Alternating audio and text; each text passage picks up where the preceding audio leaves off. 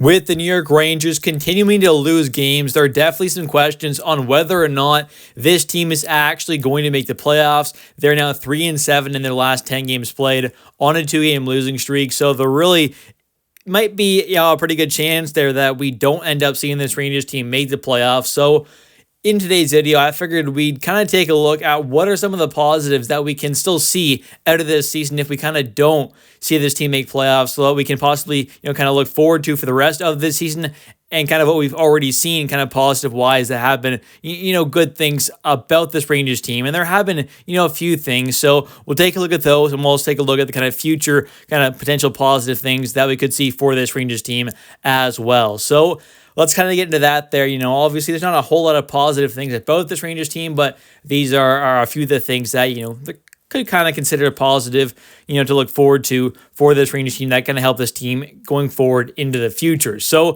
first off here, we've obviously seen Cuylle.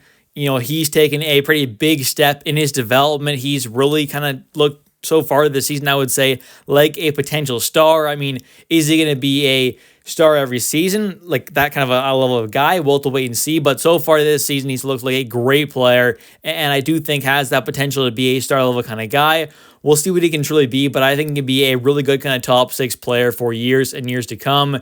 He's got that size there, the physicality. I mean, he's one of the top hitters in the entire NHL now for back-to-back seasons, and he's only been in the NHL for 2 seasons there, so he's a big-time hitter there. He can obviously just play that big kind of power forward game. He's pretty good offensively as well this season, producing a pretty good level at 5-on-5 there, so that's very important, obviously. And his overall game just looks a lot better. He looks like a more developed player, which is definitely a good thing for this Rangers team that is obviously looking to go in a different direction from this normal core of players. He's only been here for 2 seasons now, so he's not, a part of that Zibanejad, Jad, Kreider, Panarin kind of core of players now. He's kind of part of the core of the Lafreniere, Foxy in there now with the new kind of guys here, obviously, because he's going to stay around long term. And now, obviously, a guy like Cuylle and some other players as well who you kind of look forward to keeping around long term. Cuylle is definitely one of those players, and he's looking like a true top 6 forward. Hopefully, we can sign him on a decent deal this upcoming offseason as he is an RFA. Then we've got some other things here that, I think are decent. I mean, I don't love the Kakko trade, but for example, at least the Rangers have tried to kind of switch things up and at least tried to make somewhat of a decent sized kind of trades here by obviously trading away Kakko. Like I said, I didn't love that trade, but at least they're trying something, trying to switch something up there, I guess. So that's going to be decent, especially if we do see Othman kind of get a chance here after he gets maybe some AHL games once he gets, fully healthy there. That'd be kind of cool to see him kind of get a chance there, like Brett Berard has obviously gotten so far this season. He's looked pretty good there. So can we see Othman, who got off to a great start in those 3 games before he got hurt, but then obviously has missed quite a bit of time, has not played since those first 3 games of the season there, where he did have 5 points. So we got off to a great start, but obviously getting hurt there has really kind of hindered his development. But if he can get back, looking pretty good there in the AHL, maybe get that call up there and kind of take Kakko's spot there, possibly, somewhere on that 3rd line potentially. We'll have to wait and see. But either way, they obviously trading Trouba as well. That's another pretty big move there, trading with the captain, getting off that $8 million cap. That is also massive for not only this season, but also next season as well. And the draft picks we got alongside Kakko and Trouba, although, for example, in the Kakko trade, I didn't love the value we got back. At least we got some draft picks there, some decent ones. And then obviously, a 4th round pick in that Trouba trade, a 3rd and a 6th in the Kakko trade. That's not terrible draft capital at all for a Rangers team who has traded away a lot of their draft capital and a decent amount of some prospects over the last few seasons when we've been trying to go on those, long, obviously, playoff runs where we have gone to 2 Eastern Conference Finals, had that unfortunate first round exit against the Devils there where we really loaded up, getting Kane, Tarasenko, Mikkola on the back end. That was a pretty big season where we traded away a lot of draft capital, to get those players. Obviously, it was a first round exit, so that was pretty much a big waste there for obviously trading away all those picks and a couple prospects as well in those trades. So that was disappointing, but that obviously gave away a lot of our assets for the future. So getting back at least some in these trades here was kind of nice to see. So hopefully we can see a couple more selling moves if we do continue to fall back of the wildcard standings, which we definitely are doing as of right now. So Obviously, it's not ideal, but I think at this point, with the way things are going, if they continue like this, we need to be in a selling mode there. So a guy like Riley Smith, maybe it's a Jimmy Vesey, a Lindgren, a Keandre Miller, if his team is really looking for someone like that mid-season. But these are kind of the guys, especially though like a Lindgren, Riley Smith, they're guys who are probably going to leave anyways in free agency. You got to sell those guys. And that can be some positives as well, is at least you're getting some picks back, maybe some prospects back, some young talent back for these guys who are going to be expiring contracts, who are going to probably leave anyways. Getting some value back for them would also be a pretty good idea. So I think making some trades here and a kind of selling move, if things continue like this, is going to be the right decision around the trade deadline there. So we'll have to wait and see for that. But we've already traded away a guy, Kakko, which I didn't want to do. I thought he could be a long-term piece. He obviously gets traded away there. Trouba was the guy we wanted to see get traded away. I think pretty much every single Rangers fan wanted to see Trouba get traded away there. He's got that big contract, was not a great player in the playoffs, was a liability at moments as well. So it is what it is there, but I think we added some okay assets back, which is quite nice. And, in general, we also have kind of seen this New York Rangers management really kind of see the big issues that we've seen for quite a while this season. I think they're kind of trying to make some changes to maybe kind of fix those things where, we are relying on our goaltending a little too much. I think that's kind of a big thing with this team. Take a look at that Devils game there. 9 shots is an absolute joke. I didn't actually have to watch that game there. I was working, but obviously I was checking the score there and stuff like that, and seeing, 9 shots at the end of the game was very just kind of shocking. So that was obviously a terrible game there. We always just kind of rely on our goaltenders way too much, though. We constantly see this team get outshot, which is just an absolute joke. You see the lack of physicality, and it's not, these things aren't just this season, right? They are consistently, season after season, that we've seen in the past as well.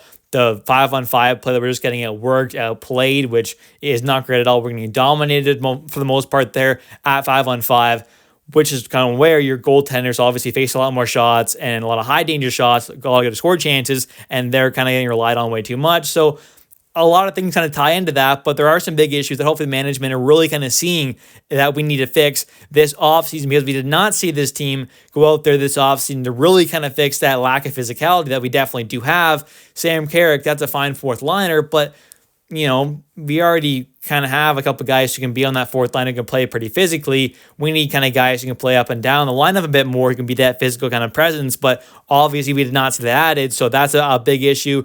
Hopefully we kind of see that added as we go forward, at least on the back end as well, because we don't have a lot of big, tough, physical defensemen that you kind of need to have to win Stanley Cups. You take a look at Florida there, they have multiple big, tall, tough, strong, gritty, physical, puck-moving, good defensive defensemen. And you need those guys. They're tough to come by. There's not a ton of them, but you have to have those kind of guys if you want to win cups.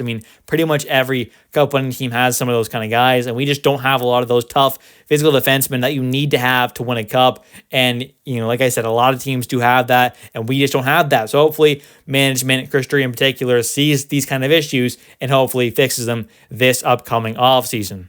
Another good thing is the young guys that we have seen so far kind of either make their NHL debuts or return to this NHL team as well, like an Adam Edstrom there who, played a bit last season, didn't have much of a sample size, but played a little bit there with this team.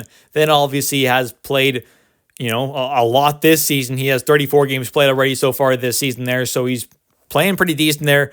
Mostly in a kind of fourth line role for the most part there. But obviously he has looked decent, doesn't have a ton of points there, but, plays a decent game, and he's the kind of guy who maybe can develop into a really kind of good, bottom 6 player. I don't think he has a kind of top 6 upside, but being a really good bottom 6 player with that size, the physicality that he does have, he can fight a bit as well. I think he's an all-around kind of pretty just solid defensively kind of guy as well. Not going to be some, crazy Selke winning guy, obviously, but he can be, a solid defensive guy, definitely hold his own out there. So I think as he continues to develop, he can be a very solid and key kind of guy to have in that bottom 6, which is quite nice, especially when he can play kind of, left wing, right wing, and center as well. So he's got the versatility. And obviously guys like Brett Berard, Victor Mancini, they got to make their NHL debuts this season. Brett Berard has looked really good in his small sample size, putting up some good point totals there, scoring some goals, which is quite nice to see. And for Victor Mancini, obviously kind of began the season at the NHL level, got a decent little sample size there. Moments looked pretty good, put up some good point totals. but overall defensively had some kind of issues, a few of them. So he got sent down there, and obviously has kind of looked really good for the most part in the AHL as well. So I think that's definitely a positive for him. He's still young. Obviously this is his first time kind of really getting a good kind of long look at pro hockey. Played a little bit at the end of last season there when he finished the college season, but for the most part, this is his first kind of full season of pro hockey. So he's still young, still developing.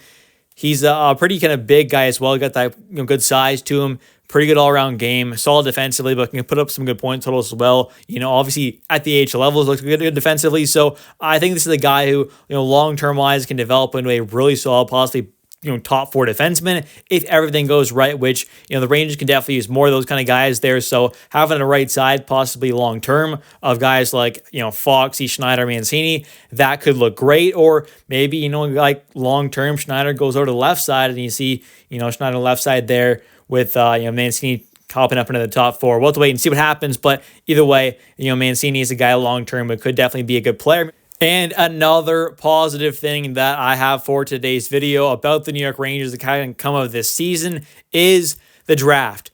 Maybe we get a little lucky here like we have kind of gotten in the past there with obviously, getting that Lafreniere pick, which was quite nice. They're losing in that kind of weird play-in, kind of around that kind of COVID season against the Carolina Hurricanes. We get put in that weird kind of lottery as well. And obviously we end up getting Lafreniere there. That was pretty awesome. That was kind of lucky though. So maybe we get lucky again here, win the lottery possibly if we aren't that kind of, up in the draft. Or either way, if we can kind of get up there, somehow get like a top 4 or 5 pick, I think that would be absolutely tremendous for this team. Now, I don't want to see this team get that bad and fall that far down, the draft order. But like I said, if we can win the lottery and we are somewhat close to at least making the playoffs, that'd be kind of cool. If we don't make the playoffs, and obviously I want to see this team make the playoffs still, but if we're not going to make the playoffs, a high draft pick is a pretty potentially kind of positive thing for this team. I think there's kind of 4 guys for this draft that if we could somehow get one of these guys, I have one guy in particular as well, but the main 4 guys I have are James Haggins, Porter Martone, Matthew Schaefer, and Michael Misa. Now, I'm not a scout or anything like that, but those are the kind of the key 4 guys that I think could really be kind of, game-changing, possibly for this Rangers team long-term. Now, the one guy in particular I think is Matthew Schaefer. We need a really good defenseman and just a really good kind of defenseman to go alongside Adam Fox, and having a top pair of Matthew Schaefer and Adam Fox long-term, I think would be absolutely incredible. He's expected to be possibly the top defenseman for Team Canada at this World Juniors. So that says something about a guy who is, not even yet drafted. So I think he's a guy who's highly touted. He may go first overall, so the Rangers might have to get the first overall pick and get extremely lucky in the lottery. So obviously most of these guys, these kind of guys are probably going to go top 4, if not top 5 or 6. So the Rangers are going to be really, really bad this season, which they very well could end up being if they continue exactly like this and the pace they're on right now. Obviously 3-7 in the last 10 is not looking too good. 2-game losing streak. So if this kind of hockey continues, we very well could end up being in the picks, or in the obviously chances to possibly get one of these kind of guys there. So I think in general, if we get one of these guys, especially these 4 guys here, or Matthew Schaefer in general, or even James Haggins as well, he's extremely talented as well. I think this could be really good for this franchise. We'll have to wait and see anyways what happens long term and how bad we are really to finish this season and how good of a pick we get. Or maybe we turn things around, possibly, and make the playoffs, although I know most Rangers fans don't have a lot of hope in that happening for the rest of this season. But anyways, I want to thank you all so much for watching this video. If you have enjoyed, definitely hit that like and subscribe button for daily New York Rangers content. If you are a New York Rangers fan, definitely hit that subscribe button for daily videos I post every single day. So really, there's no better place to be on YouTube than this channel. And also, definitely don't forget to comment down below your thoughts on the few positive things that I kind of talked about in today's video. What are some other positive things about the New York Rangers, so far this season, or kind of going forward in the future that you kind of thought of? Because I'm definitely curious, because there's not a lot of great positive things so far this season, but there definitely are a few in my opinion. Thanks for watching. I'll catch you next one. Let's go Rangers.